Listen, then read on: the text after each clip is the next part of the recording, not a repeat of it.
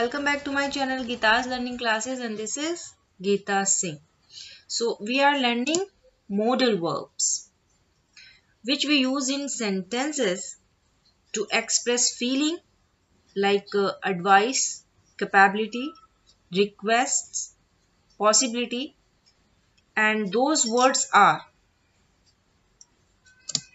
can, could, may, might, should, must, will, would, ought to.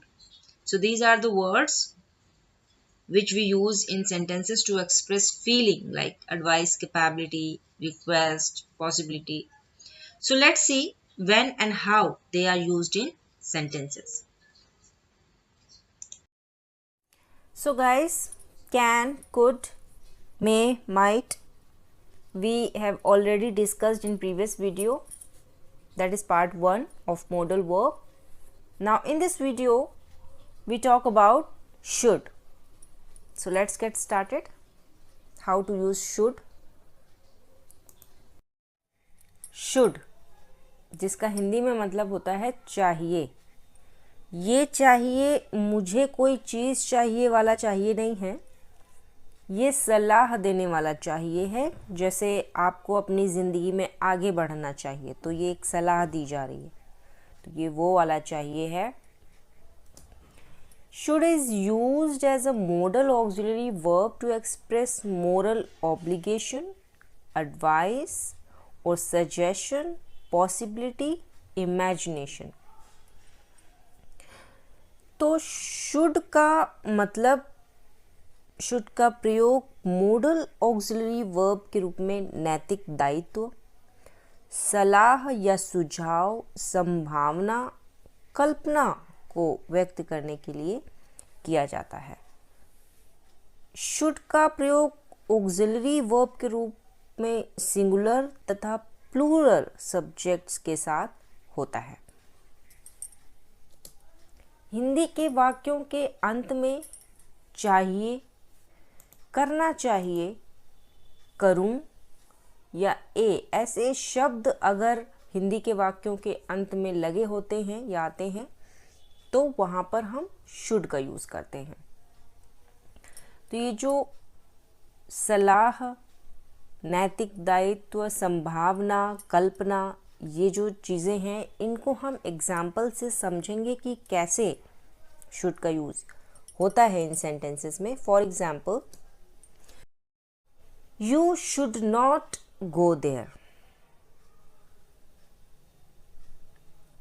तुम्हें वहाँ नहीं जाना चाहिए. You should not go there. Should not को हम शॉर्ट फॉर्म में शुडंट भी बोलते हैं. तुम्हें वहाँ नहीं जाना चाहिए.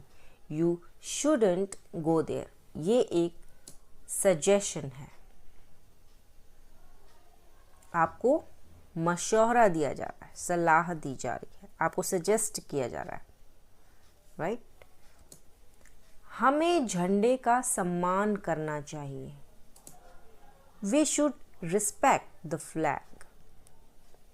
ये हमारी ड्यूटी है कि हमें हमारे झंडे का सम्मान करना चाहिए. तुम्हें और अधिक मेहनत करनी चाहिए. You should work harder. ये एडवाइस है. शायद आज बरसात होनी चाहिए. May be it should rain today. Possibility है, संभावना है कि शायद आज बरसात होनी चाहिए. धीरे चलो, कहीं ऐसा ना हो कि गिर जाओ. Walk slowly लेस्ट you fall.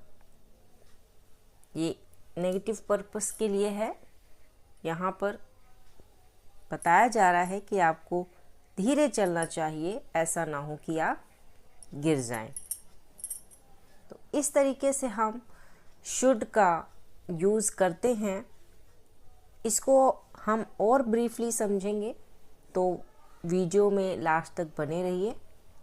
इसमें बहुत ही छोटी छोटी सी बेसिक सी चीज़ें आपको समझ में आएंगी. हमने 3 तरह के सेंटेंस पढ़े हैं और वो हैं affirmative, negative and interrogative. Interrogative negative sentence भी होते हैं। फिलहाल हम अफर्मेटिव, नेगेटिव और इंटेरोगेटिव सेंटेंस के बारे में बात करेंगे कि शुड इन सेंटेंसेस में कैसे यूज होता है। कुछ एग्जाम्पल्स देखते हैं। आई या फिर we should work. I should work या फिर वी शुड वर्क। ये सिंगुलर एंड प्लूरल दोनों के साथ शुड यूज होता है। आई शुड वर्क, मुझे काम करना चाहिए। वी शुड वर्क, हमें काम करना चाहिए। इसी सेंटेंस को हम नेगेटिव बनाकर देखते हैं। I should not work, we should not work. I should not work, मुझे काम नहीं करना चाहिए। वी शुड नॉट वर्क, हमें काम नहीं करना चाहिए। Let's see the example of interrogative form. Should I work? क्या मुझे काम करना चाहिए? इसी को अगर we के साथ लगा कर देखें तो should we work? क्या हमें काम करना चाहिए? चलिए इसके लिए इंटेरोगेटिव फॉर्म को मैं इंटेरोगेटिव नेगेटिव फॉर्म का एग्जाम्पल भी दे देती हूँ। इसी एग्जाम्पल को इंटेरोगेटिव नेगेटिव बना सकते हैं। Should I not work? क्या मुझे काम नहीं करना चाहिए? या फिर शुड वी नॉट वर्क? क्या हमें काम नहीं करना चाहिए? सो इस तरीके से should affirmative, negative and interrogative और इंटेरोगेटिव नेगेटिव सेंटेंस बनते हैं। Let's see some more examples. You should work, तुम्हें काम करना चाहिए। यू शुड नॉट वर्क, तुम्हें काम नहीं करना चाहिए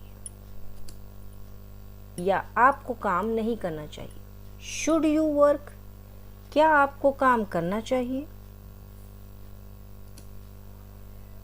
ऐसे ही, शी, इट या फिर दे सिंगुलर या प्लूरल फॉर्म के साथ हम शुड का यूज करते हैं। He, she, it, they. He should work, she should work, it should work, they should work, right? He, she, it, they should not work. Negative form ऐसे बन जाएगा। इंटेरोगेटिव फॉर्म शुड के बाद subject लगते हैं। he, she, it, they work. Should he work? Should she work? Should it work? Should they work? Like this. So इस तरह से affirmative, negative and interrogative sentences के साथ शुड का यूज करते हैं। इसको आगे और अच्छे से समझेंगे। Use of should for advice. Advice यानी कि सलाह के लिए हम शुड का यूज कैसे करते हैं। एग्जाम्पल्स देखते हैं। You should stop eating fast food, आपको फास्ट फूड खाना बंद कर देना चाहिए। ये आपको सलाह दी जा रही है कि आपको फास्ट फूड खाना बंद कर देना चाहिए। You should stop eating fast food. You should consult the doctor immediately, आपको तुरंत डॉक्टर से सलाह लेनी चाहिए। You should consult the doctor immediately. इस तरह से हम एडवाइस के लिए शुड का यूज करते हैं। To express something that is probable means संभावना, probability. Jennifer should be here by 2 PM। Jennifer को दोपहर 2 बजे तक यहाँ होना चाहिए। ऐसी संभावना लोग जता रहे हैं कि जेनिफर को दोपहर 2 बजे तक यहाँ होना चाहिए। Jennifer should be here by 2 PM। I think you should leave soon. मुझे लगता है कि आपको जल्द ही चले जाना चाहिए। मोरल ऑब्लिगेशन और ड्यूटी यानी कि हमारे नैतिक दायित्व या हमारी ड्यूटी, इनके लिए शुड हम कैसे यूज करते हैं। For example, we should not abuse anyone. ये हमारा एक नैतिक दायित्व है, ड्यूटी कह सकते हैं, कि हमें किसी के साथ दुर्व्यवहार नहीं करना चाहिए या हमें किसी को गाली नहीं देनी चाहिए। We should not abuse anyone. You should help others. ये हमारी ड्यूटी है कि हम दूसरों की मदद करें। आपको दूसरों की मदद करनी चाहिए, इसलिए भी हम शुड यूज करते हैं। सपोजिशन यानी कि कल्पना, इनके वाक्यों के लिए हम शुड का यूज कैसे करते हैं। For example, if any thing should happen here we will not contact you. अगर यहाँ कुछ होता है तो वह आपसे संपर्क नहीं करेगा। ऐसी कल्पना की जा रही है कि अगर बाय चांस यहाँ कुछ हो जाए तो वो आपको कांटेक्ट नहीं करेगा।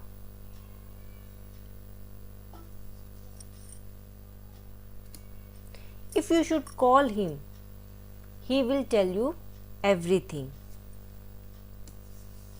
यदि आप उसे बुलाएंगे तो वह आपको सब कुछ बता देगा। ऐसी कल्पना की जा रही है कि अगर आप उसको बुलाते हैं तो वह आपको सब कुछ बता देगा। तो इस तरीके से सपोजिशन के लिए भी हम शुड का यूज करते हैं। To ask questions, it means interrogative type sentences. For example, should we turn left at the street. क्या हमें इस गली से बाएं मुड़ना चाहिए? क्वेश्चन किया जा रहा है।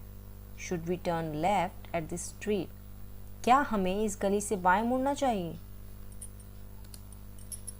Shouldn't you be getting ready for work? क्या आपको काम के लिए तैयार नहीं होना चाहिए? Should not you be getting ready for work? Should not का short form shouldn't होता है। Should not you be getting ready for work और shouldn't you be getting ready for work, क्या आपको काम के लिए तैयार नहीं होना चाहिए? सो इस तरीके से क्वेश्चन करने के लिए हम शुड का यूज करते हैं। रिलेटेड फ्रेजेस जो हैं लाइक शुड बी, जिसका हिंदी में मतलब होता है होना चाहिए। For example, he should be in this room, उसे इस कमरे में होना चाहिए।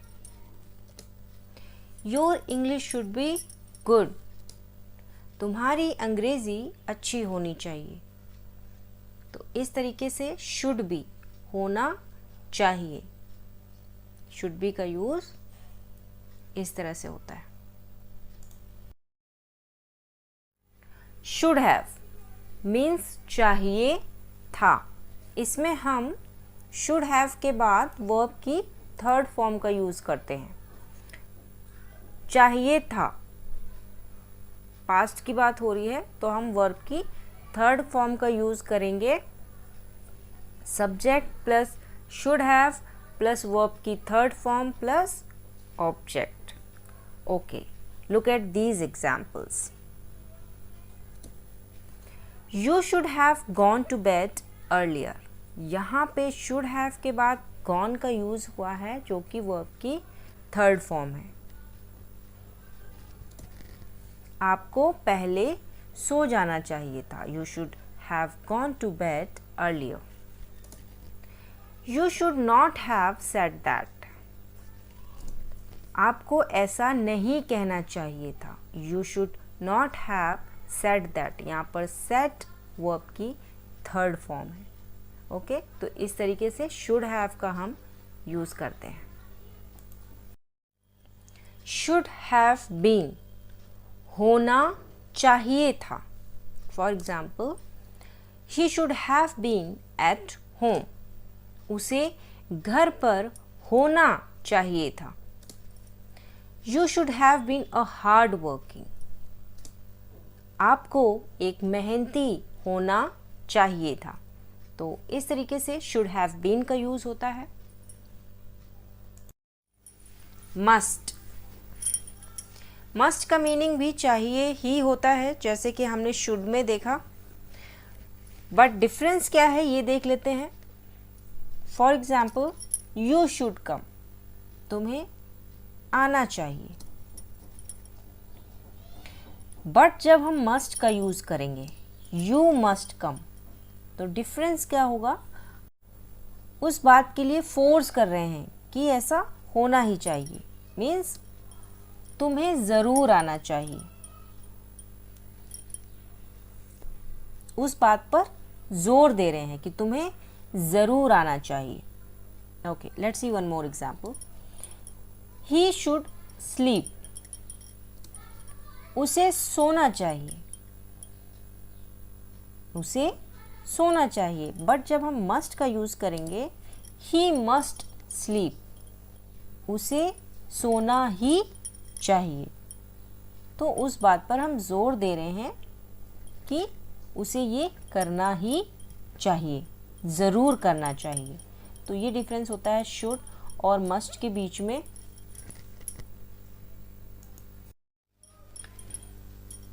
Must have. मस्ट हैव भी शुड हैव की तरह ही यूज़ होता है. इसमें भी वर्ब की थर्ड फॉर्म यूज़ होती है. मस्ट हैव के बाद subject plus must have plus verb की third form plus object. Means चाहिए, अवश्य चाहिए, ज़रूर चाहिए, अवश्य होगा, ज़रूर होगा, चाहिए था या चाहिए होगा. इस तरीके से मस्ट हैव के लिए हम यूज़ करते हैं. For example, you must have 100 rupees. आपके पास 100 रुपये होने चाहिए. एटलीस्ट आपके पास 100 रुपये तो होने ही चाहिए. You must have 100 rupees. You must have seen this movie. आपने यह फिल्म ज़रूर देखी होगी.